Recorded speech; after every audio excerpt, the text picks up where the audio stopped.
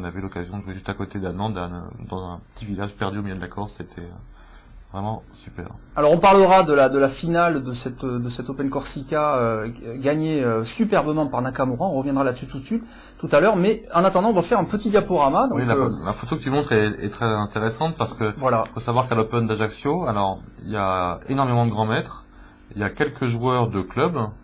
Alors là, autant que les grands maîtres et plein d'enfants. Voilà, on va quand même parler de cette photo extraordinaire, puisque là on a quand même Anatoly Karpov, 12e champion du monde de l'histoire du jeu d'échecs, face à une toute jeune Nicolia, qui est déjà ravi d'avoir appris les règles du jeu. Voilà. Donc ça c'est extraordinaire. Il y a qu'en Corse qu'on voit ça, donc c'est vraiment extraordinaire. Alors ici encore un tout jeune aussi qui est face. Alors là on reconnaît Vanveli, qui est aussi un des tout meilleurs joueurs du monde, c'est le numéro 1 battable. Donc ça c'est extraordinaire aussi. Voilà, encore là, alors on devine de dos, alors faut le deviner, c'est Yusupov, Andrei Yusupov. Et alors l'arbitre, alors j'ai oublié son... Akavan Vilaïs. Voilà. Qui est un des animateurs qui est de titre. Voilà. Il est face ici à Barayev, qui est quand même aussi une grande star des échecs, qui a déjà été numéro 3 mondial. Au fond, ce qu'il faut savoir, c'est que là, ici, on a donc la partie avec les stars, on a Laurent Fressinet derrière. Derrière, on aperçoit une terrasse, et derrière, c'est la mer. C'est un cadre vraiment paradisiaque pour jouer. Tout à fait. Derrière la véranda, c'est la mer. C'est le palais des congrès d'Ajaccio. Donc au fond, Laurent Fressinet, qui a, comme à son habitude, j'ai envie de dire, dominé tout le tournoi, toujours à la première table, et qui finit deuxième, quoi. C'est son truc. Il faut qu'il termine deuxième, Laurent Fressinet. Il était déjà deuxième, vice-champion d'Europe. Il récidive. Faut rappeler qu'il a été quand même 2 fois aussi vice-champion du monde, et il est vice-champion de France. Donc c'est son truc. Il a été vice-champion de France.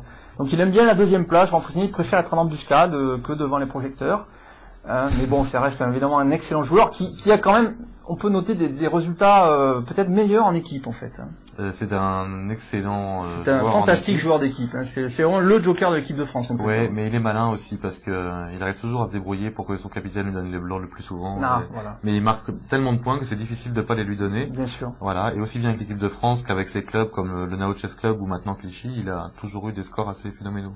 Alors, on revient au diaporama ici. Alors, qu'est-ce qu'on voit? La garde impériale d'Ajaccio. Donc, c'est une garde impériale en souvenir évidemment de Napoléon. On l'aura compris. Eh bien, donc, c'était avant la remise des prix du championnat d'Europe d'Ajaccio, championnat d'Europe de Blitz, extraordinaire. On avait droit à la garde impériale. Donc ça, c'était un peu tendu sur une partie. Bon, mais bon, il est clairement plus fort que moi. Il est maître international d'avenir, ce qui n'est pas mon niveau.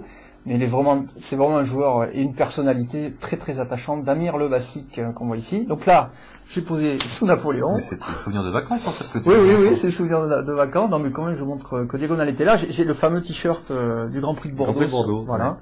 Donc pour montrer qu'on est présent partout, Diagonale TV. Alors, on va faire un petit tour maintenant dans le train qui amène après Ajaccio à Bastia. Donc les photos qui vont suivre sont du cœur de la Corse.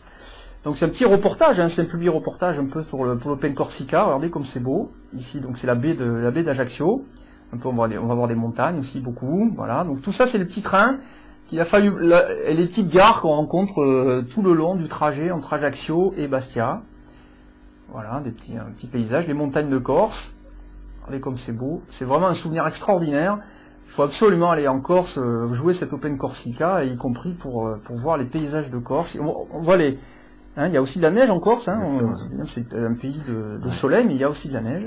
Les paysages sont magnifiques et puis. Les paysages sont magnifiques, ouais.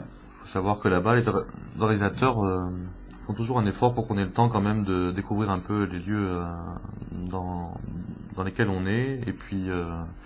Bien sûr, il y a la gastronomie corse aussi qui vaut le détour. Moi, je sais que je suis fan de certains plats. Exactement. Surtout les desserts et les fromages, la charcuterie avec confiture de figues et tout ça là. C'est très. Non, c'est vraiment extraordinaire. Il y a des concerts aussi. Je sais pas si tu as eu un. J'ai pas eu droit au concert ou j'ai raté. Généralement, Léo arrive à inviter un groupe qu'il connaît bien qui s'appelle Cantu Popolo Corsu et qui est un groupe extraordinaire. Regardez ces belles images du trajet, donc dans ce petit train qui met 3 heures entre Ajaccio et Bastia, quasiment aussi long d'aller d'Ajaccio à Bastia que de venir en Corse.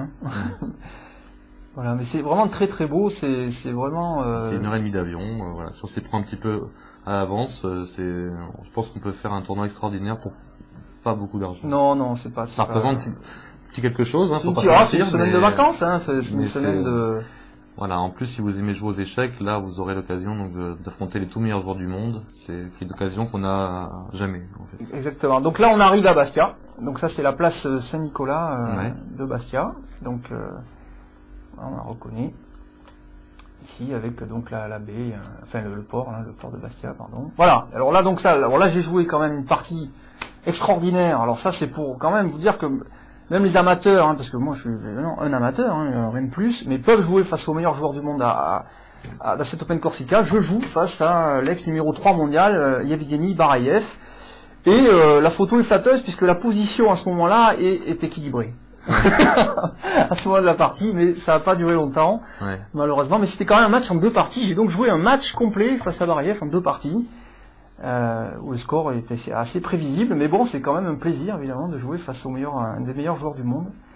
Donc ça c'est extraordinaire, donc c'est peut-être l'assister donc à ces ici les 8e de finale qui vont conduire après jusqu'à la finale. Donc il y a beaucoup d'enfants. Voilà. En plus des spectateurs éclairés, je dirais, il y a beaucoup d'enfants des écoles donc qui ont une initiation au jeu d'échecs et qui sont invités à l'occasion de ce tournoi. C'est quelque chose qui leur plaît beaucoup parce que le spectacle est très, très beau. Ils ont des commentaires adaptés avec des casques audio.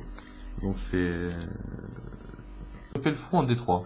Et là on peut regarder parce que on va comprendre la nuance avec la dame en C2. On va regarder cette variante. Sur fou D3, donc là les noirs normalement profitent que le fou a déjà bougé une fois pour prendre. Prendre en C4, voilà, comme ça le fou rejoue. Voilà, donc on gagne du temps en fait, parce que le fou il est obligé de jouer 2 fois. Et maintenant, dans cette position, on va trouver un moyen astucieux de faire jouer son fou de case blanche qui ici n'a pas l'air de bien jouer. Oui, voilà, le problème des noirs c'est celui-là, parce que ce fou, pour l'instant, il bute sur E6 et on voit pas trop comment de ce côté-là, on n'a pas trop envie de bouger ses pions. Et ben, c'est justement, c'est l'idée de D prend C4, c'est qu'on va les bouger, on va jouer B5.